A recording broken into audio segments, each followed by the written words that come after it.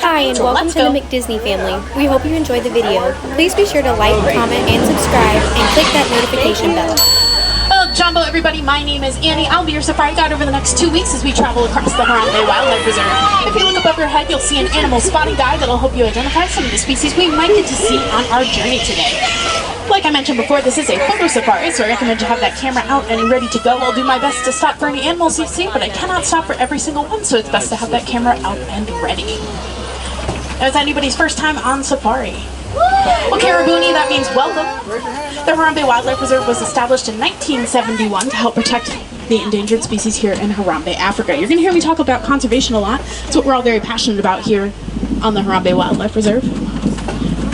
There's also a pop quiz at the end, so I hope you're listening. Now first, we're in the Little Aturi Forest, which is home to species that use natural camouflage to hide between the trees and in the underbrush. On your right-hand side there, you see some legs sticking out. Those belong to an okapi, way up on the hill. Brown animal, black and white striped legs. Now the okapi is a very shy and reclusive animal that wasn't known to the Western world until about 1901. Now, if you look up at your animal spotting guide, just in case you didn't get a good glimpse of that okapi, it does have black and white striped legs that make it look like it's related to the zebra, but that's not actually the case. As it turns out, the okapi is more closely related to the giraffe. They share a similar bone structure in their skulls, but also they share a similar trait in that they have prehensile tongues. This means that they can use their tongue to reach out into the trees, wrap around leaves and other things they'd like to eat, and then pull them down into their mouths. Oh, rhinoceros. Off on our left-hand side, kind of laying down along the rock wall there, that's a black rhino. Black rhino are the smaller of the rhinoceros species we find here in Africa, weighing in at about 3,000 pounds fully grown.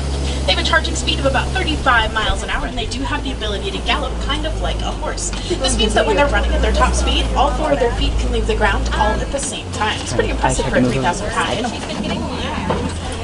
Now we're lucky we got to see a black rhino because black rhinos are highly endangered. This is due to poaching for their horns. Rhino horns are made of a substance called keratin, which you might have heard of before. It's what makes up our fingernails and our hair. Rhino keratin is highly valued on the black market for its supposed medicinal qualities, and as a result, there are only about 5,000 black rhinos left in the wild. Off on our left-hand side, those are bongo. Bongo are known as the ghosts of the forest because they are so good at hiding we don't often see them. Yeah, there's one over there. Now, bongo require a high amount of salt in their diets. So often you'll find them traveling throughout the forest looking for natural salt licks. That includes trees that have been struck by lightning. They will lick the charred bits of the trees to get extra minerals and extra salt in their diet.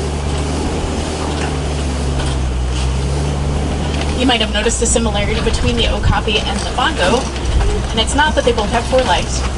It's that they both have stripes. Stripes are nature's way of mimicking the look of broken sunbeams coming through the trees, so those stripes help those animals blend in better with the forest floor. It's also why tigers have stripes, because they are a forest-dwelling animal. Next, we're headed down into the Sapi River, which is a great place to spot animals that like to live in or near the water, so keep an eye out. We'll see if we can find anything. Now, off on our left-hand side of the island, those large British whitebirds are pink-backed pelicans. They get their name from the pink patch they develop on their back during mating season. I'm forgetting about you. That's a hippo. Yeah. Nile hippos spend most of the day in the water keeping themselves cool. Often to get from place to place, they'll walk along the bottom of the riverbed, and to help out with that, they can spend up to 9 minutes underwater without coming up for air. At nighttime, when it's much cooler outside, those hippos will come up out of the water to feed on the grasses that grow along the side of the river. And if you happen to see a bunch of hippos together, they are called a float. Out of the water. Yeah.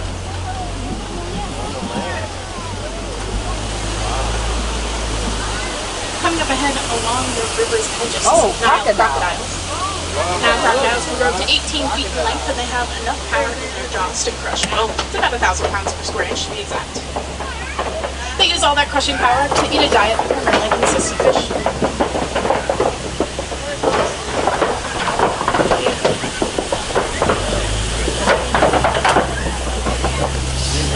Many folks often wonder how to tell the difference between an alligator and a crocodile, and it's actually all in the snout. So if you look at an alligator snout, it is shorter and more broad, more of a U shape if you look at it top down, whereas a crocodile has a more V-shaped snout, it's longer and longer. Next, we're headed out into one of the most diverse ecosystems in the world, and that's the African savanna. The savanna is home to lots of different species of plants and animals, many of which are migratory. But coming around on our right-hand side is a not-so-migratory species that lives on the savanna. It's a baobab tree. If you can believe it, it spends its whole life in the same spot. Now, the baobab tree is nicknamed the upside-down tree because it currently doesn't have any leaves on it. It actually also is nicknamed the tree of life for its ability to keep itself alive over long periods of drought, and it does this by only producing those leaves about 3 months out of the year. It'll also store water in its trunk.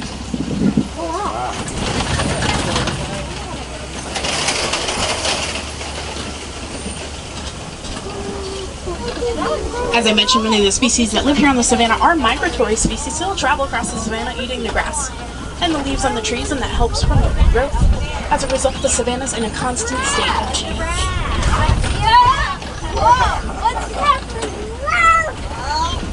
Now, off on our right-hand side, I do spot a giraffe. There's actually a couple of them out there. It looks like there's a couple of babies out in the middle, too. Kind of sitting down there.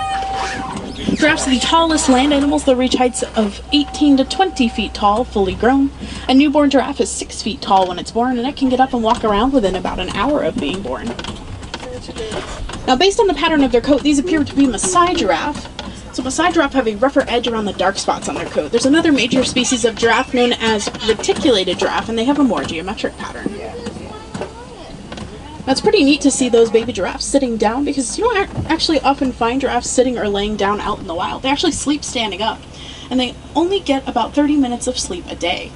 They won't take all of that sleep all at once. They actually take short micro naps throughout the day to make up that 30 minutes.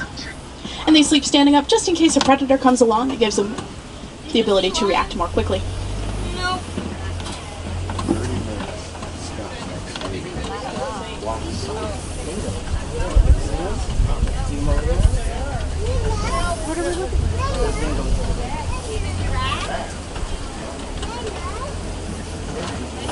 On our left-hand side, coming up, I do see some African wild dogs. They're to the right of that rock den there. Oh my God. Now, African wild dogs are also known as painted dogs due to the painted appearance of their coat. Each dog has a unique pattern that helps them tell each other apart, kind of like humans and our fingerprints. Now, they may look cute and fluffy, but they are the fiercest hunters on the savanna, and they do have the highest success rate, about 98%. Wow. That is due to two reasons, one of which they hunt as a pack, so they're very efficient. Each member of the pack has a specific role in the hunt. But they also have the stamina to completely exhaust their prey and outrun it. Now on our left-hand side, those are sable antelope hanging out in the shade over there. See those large curved horns on their heads? They use those to defend themselves against predators like African wild dogs trying to jump on their backs. Also on our left, way back along the tree line, you can just see him. It's a Patterson's eland.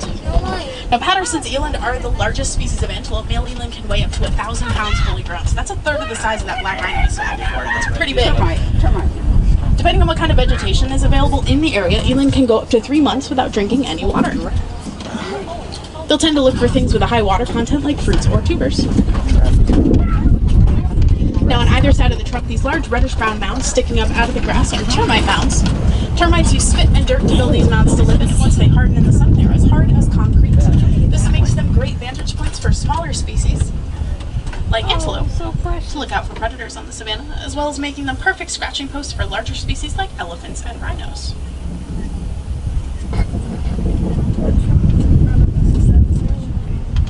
Where he's walking. I don't know.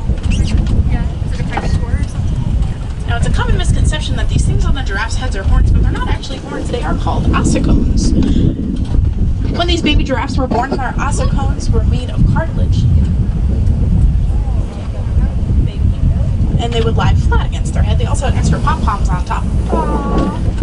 Gives mama giraffe an easier time giving birth.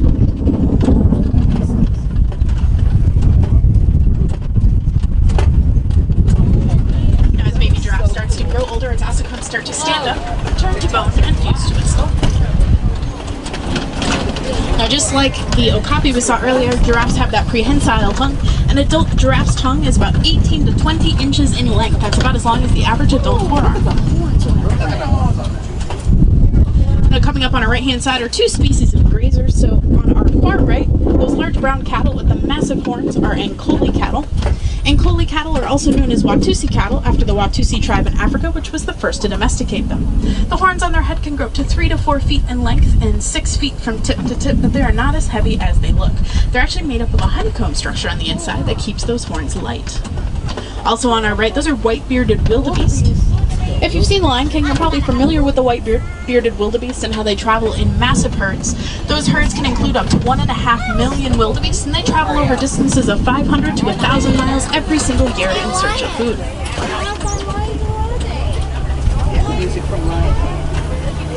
They will form subgroups within the larger herd, like bachelor groups, and they also sleep in organized rows at night, leaving enough space in between each row to get up and run in case a predator comes along, so they're not all tripping over each other.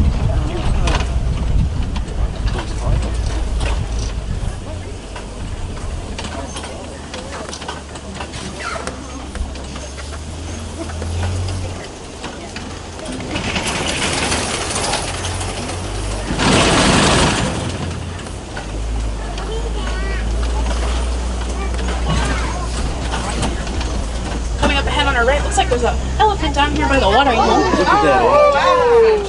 So this is an African elephant, because we're in Africa. African elephants are larger than Asian elephants. The easiest way to tell the difference is actually by their ears. So African elephants have much larger ears. They're very fan-shaped, and as you can see here, this elephant is using those ears to keep itself cool by flapping them back and forth.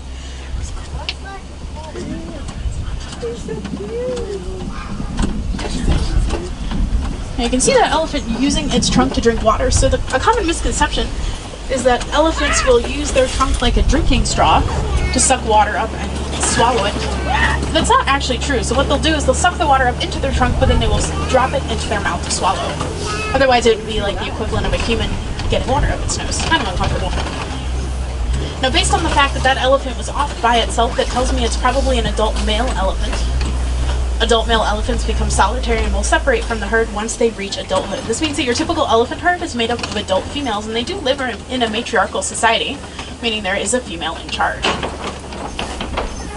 So typically multiple females will get together and form a herd with their babies. And during the daytime, different herds of elephants will intermingle, but at nighttime, the younger elephants will be called back to their mothers and they'll sleep together as an immediate family.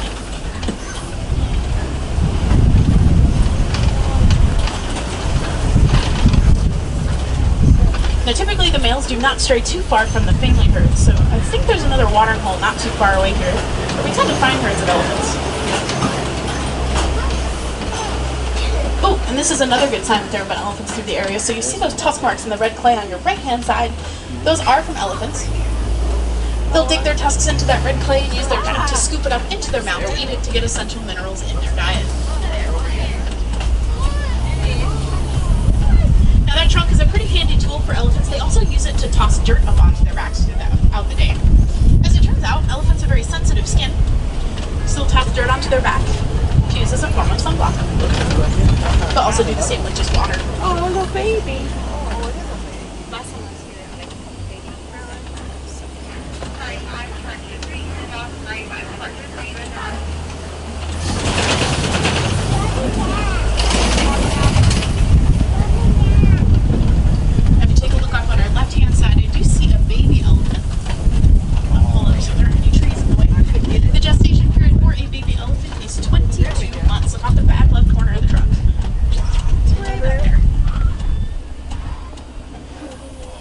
Many folks know that elephants are highly endangered. This is for a couple of different reasons. Most people know that elephants suffer from poaching for their tusks. Elephant tusks are made of ivory, which is highly valued on the black market. In addition, elephants suffer from habitat loss due to mining for coltan. Coltan is a metallic ore used to make our personal electronic devices like cell phones and laptops. A great way to help out elephant conservation efforts is to make sure you're recycling your old electronics when you're all done with them. That'll reduce the need to mine for more coltan and slow the loss of those elephant habitats.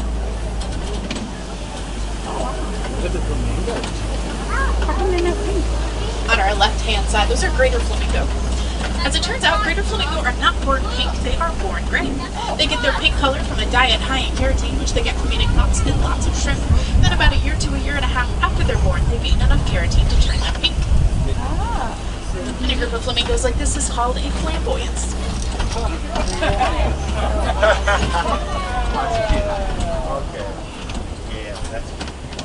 Now you may have heard of greater and lesser flamingos. So we just saw greater flamingos. Lesser flamingos are smaller in size and they are more vibrant pink.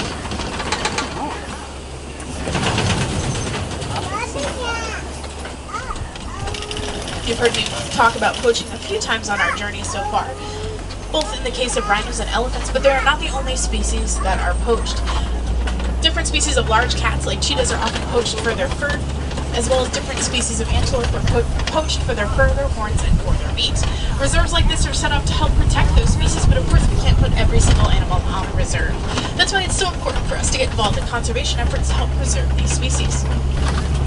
There's lots of ways for you to get involved in conservation. The easiest way, that I hope you're already doing, is recycling. We also recommend getting involved with nature groups near your home. Maybe get involved in some local neighborhood cleanups. Whatever you can do to make the world a better place to live for everybody and everything that lives in it. Let's take a look on our left-hand side. Lying down in the grass is a cheetah. Cheetahs are the fastest land animals. They'll reach top speeds of 60 to 65 miles an hour. And they'll reach that top speed in about 3 seconds.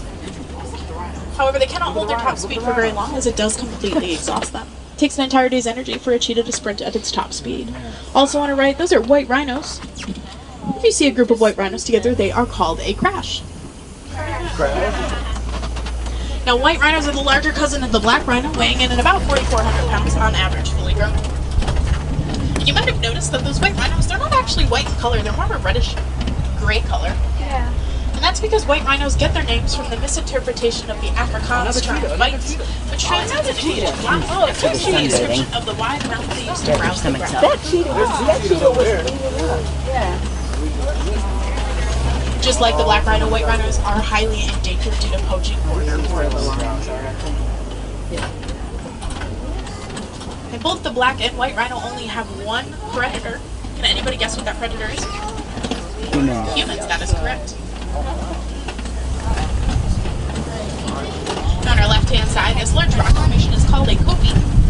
Kopies are great vantage points for predators looking for prey on the savanna, so keep an eye out. You never know what you're going to find up there.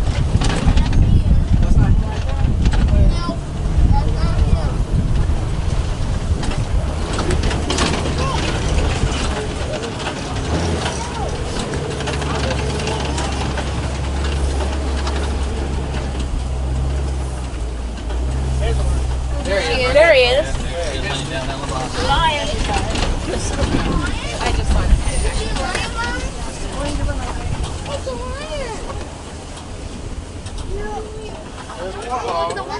And I just stopped and looked at the warthogs. Warthog. I couldn't get it. Coming up ahead, you'll get another good view of some more white rhinos, as well as some ostriches. And some bontebok. I'll tell you about the ostriches first. So they are the largest birds on Earth. However, they cannot fly, but they can run at a top speed of about 35 miles an hour, and they'll use their large wings to help them change direction quickly when they're running. You'll see a nest of eggs on the ground there. Those do belong to the ostrich. Ostriches lay the largest eggs on Earth. They're equivalent to 2 dozen chicken eggs each. They're strong enough to support the weight of a fully grown human standing on top of them. You see those 2 small brown antelope hanging out there in the dirt? Those are bontebok. Now, bontebok may not look all that exciting, but they do have a very exciting conservation story. At the beginning of the 20th century, there were only 17 bontebok left in the entire world. That is less than 20. This is due to poaching for their horns and for their fur. One very smart farmer decided to take those remaining bontebok and gather them onto his farm and put a fence around them because, as it turns out, bontebok lack the ability to jump. So the fence kept them in and kept them protected, helped them bring their numbers back up, and they were re-released back into the wild in the 1960s and were no longer considered nearly extinct in the wild. So it's an exciting conservation story. It just goes to show how important it is for us to get involved and help save these animals. Now, another great way you can get involved in conservation while you're here at Disney's Animal Kingdom today, you can donate to Disney's Conservation Fund. Disney's Conservation Fund is our way of helping out these animals, and when you donate, 100% of proceeds go toward conservation efforts, not only here in the park, but supporting organizations around the world that help out lots of different species. 100% of proceeds go to those organizations, and Disney will match your donation dollar for dollar. So when you're headed out of the park tonight and you want to grab that last pair of Mickey ears, just go ahead and round your purchase up. Donate that change to the Conservation Fund. and you get a free book.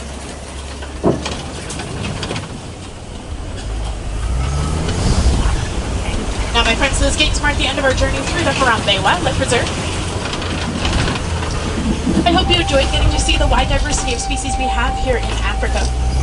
Now, unfortunately, there is a common denominator for a lot of the species that we saw on our journey, and that is that humans are their primary predator. In the case of those rhinos, again, we are their only predator. That's why it's so important for us to get involved in conservation efforts to help preserve those species for future generations. One other great way to get involved in conservation, like you're already doing, whether you know it or not, is learning as much as you can about a species you are passionate about. Whether it's an animal you saw in the reserve today or out in the park. Learn as much as you can. Tell everyone you know about that species. Hopefully your passion will ignite some passion in your friends and family, and the more voices we have speaking out on behalf of these animals, the easier it will be to save them. Now, my friends, you get a couple extra minutes with me because I'm going to bring you back to where I picked you up.